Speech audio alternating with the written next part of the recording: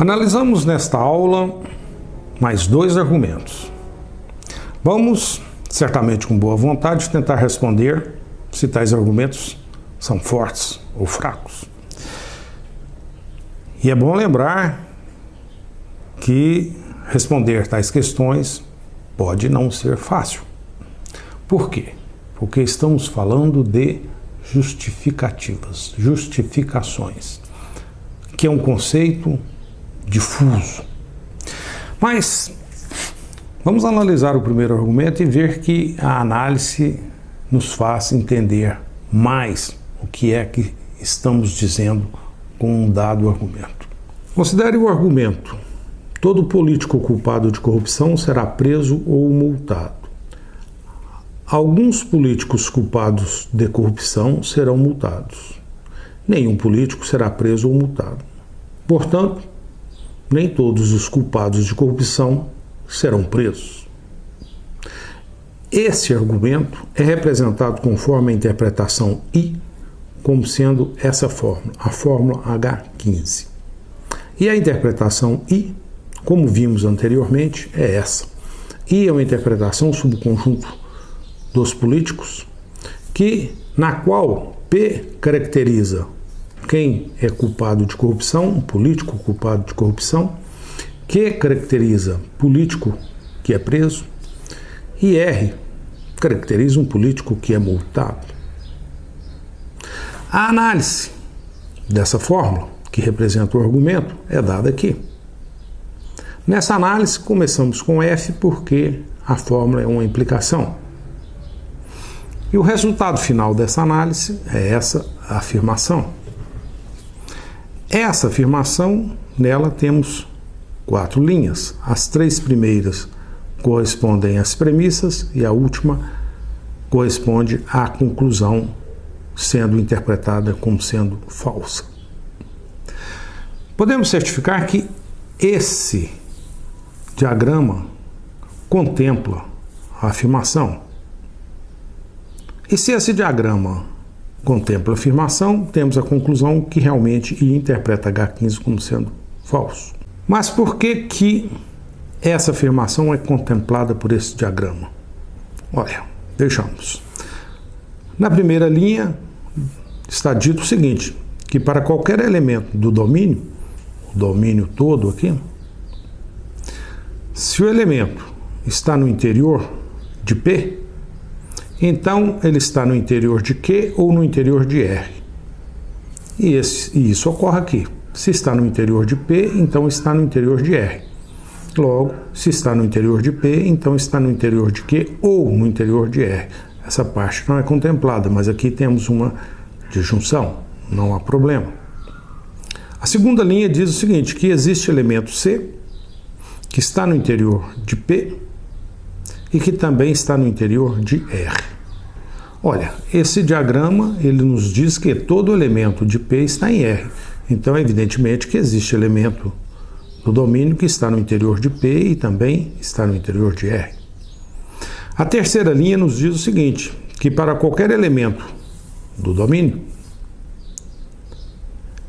ele está fora de Q ou está fora de R. Ou seja, não há elemento algum do domínio que está ao mesmo tempo no interior de Q e no interior de R. Em outras palavras, Q e R são conjuntos disjuntos. Portanto, a terceira linha também é contemplada pelo diagrama. A última linha nos diz o seguinte, para qualquer elemento do domínio, se esse elemento está no interior de P, então está no interior de R. E esse é o caso, P está contido em R. Conclusão. Afirmação contemplada pelo diagrama de Venn.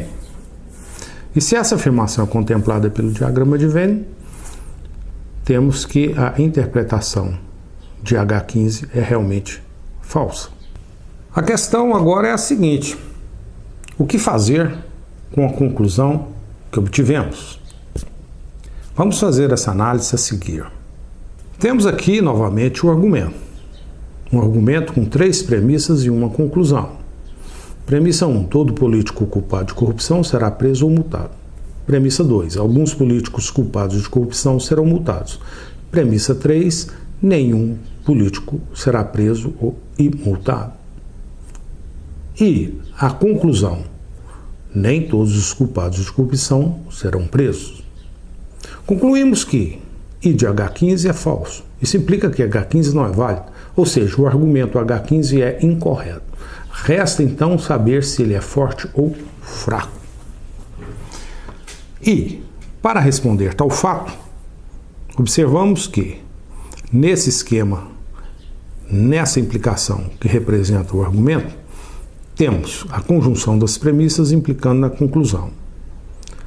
E queremos saber se é raro ou frequente ter premissas verdadeiras e conclusão falsa. Se for raro, o argumento é forte. Se for frequente, o argumento é fraco. Uma maneira de fazer essa análise é representar as premissas e a conclusão por diagramas de Venn. A primeira premissa é contemplada por esse diagrama. Se é culpado de corrupção, então será preso ou multado. Se está em P, culpado de corrupção, então estará em Q, ou seja, será preso, ou estará em R, ou seja, será multado. Então, esse diagrama contempla a primeira premissa. Esse diagrama contempla a segunda. Alguns políticos culpados de corrupção serão multados, ou seja, existe indivíduo político culpado de corrupção que será multado. Ou seja, existe elemento na interseção entre P e Q. Existe elemento culpado de corrupção, que está em P, e que será multado, que está em R. A premissa 3 é contemplada por esse esquema, por esse diagrama. Ela nos diz que nenhum político será preso e multado. Não existe político algum que será ao mesmo tempo preso e multado. Ou seja, o político está em Q, será preso, ou está em R, será multado.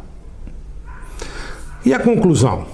Nem todos os culpados de corrupção serão presos. Ou seja, tem indivíduo culpado de corrupção que não será preso. Podemos ter essa situação ou essa. Ou seja, tem indivíduo que está em P, culpado de corrupção, mas que não está em Q, que será preso. Essas duas situações contemplam a conclusão. Podemos ter P, interseção Q, ou P e Q disjuntos. Nesse caso, o que está escrito aqui é que todos os culpados de corrupção não serão presos. Aqui está dizendo que existe indivíduo culpado de corrupção que não será preso. É claro que essa situação é muito mais forte do que essa. Preste atenção. P significa culpado de corrupção. Q significa ser preso.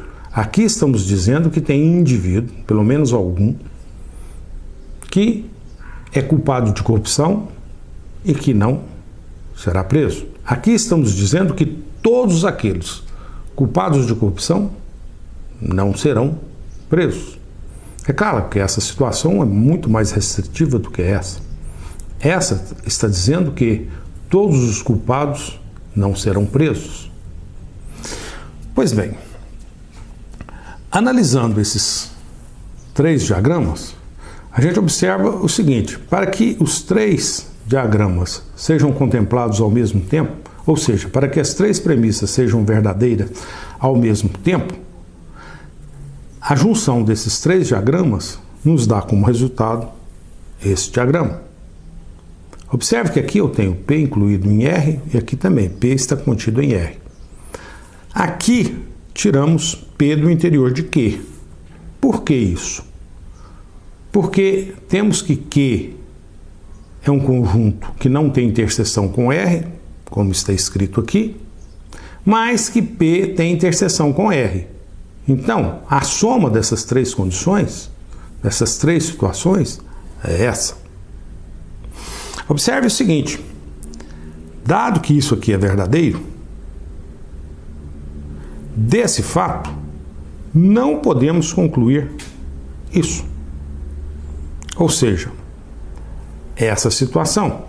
Isso significa dizer o seguinte, que se eu tenho esse diagrama, eu não posso ter esse, porque nesse diagrama temos que P está no interior de R e R é disjunto de Q. E aqui está falando que P tem uma interseção com Q.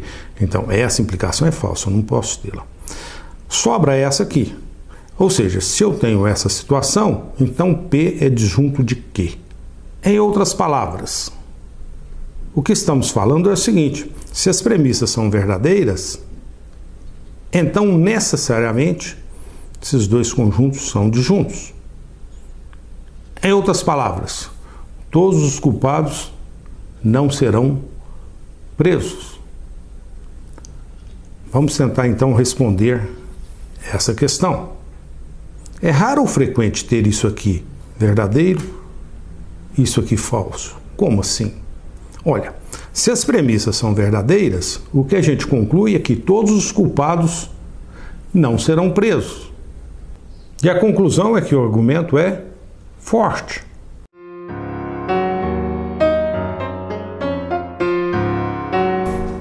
Vamos continuar e analisar mais um argumento. O argumento final, digamos, o último desse capítulo. Algum aluno de computação é inteligente. Todos os alunos inteligentes são estudiosos. Portanto, há aluno de computação que é estudioso. A representação desse argumento, conforme a interpretação I, é dada por essa forma. Aqui temos a interpretação I, uma interpretação sobre o conjunto dos alunos, na qual P caracteriza aluno de CC, R, aluno inteligente, e Q, aluno estudioso. Temos aqui a análise da fórmula do H17. Começamos com falso porque temos aqui uma implicação. O resultado dessa análise é essa afirmação equivalente a essa. Aqui temos uma afirmação com três linhas. A primeira linha é contemplada por esse diagrama. Existe elemento que está em P e que está em R, ou seja, P e R se interceptam. Na segunda linha, ela nos diz que, se está em R, então está em Q, ou seja, Q está contido em R. A terceira linha nos diz que qualquer elemento não está em P ou não está em Q. Isso nos diz, em outras palavras, que P e Q são disjuntos. A questão é a seguinte: não há como contemplar as três partes da afirmação final. Veja, se R está dentro de Q, se P interseção Q é vazio, são disjuntos, como ter que P intercepta R, sendo que R está no interior de Q? A conclusão é que a afirmação final é falsa. Conclusão: I de H17 é verdadeiro. Mas afinal, então o argumento é válido no âmbito das interpretações análogas a I. Resta saber então se ele é bom. Olha, saber se um argumento válido é bom, precisamos de duas coisas. Primeira delas, ver se as premissas são verdadeiras. Ou seja, é fato que existe algum aluno de computação inteligente?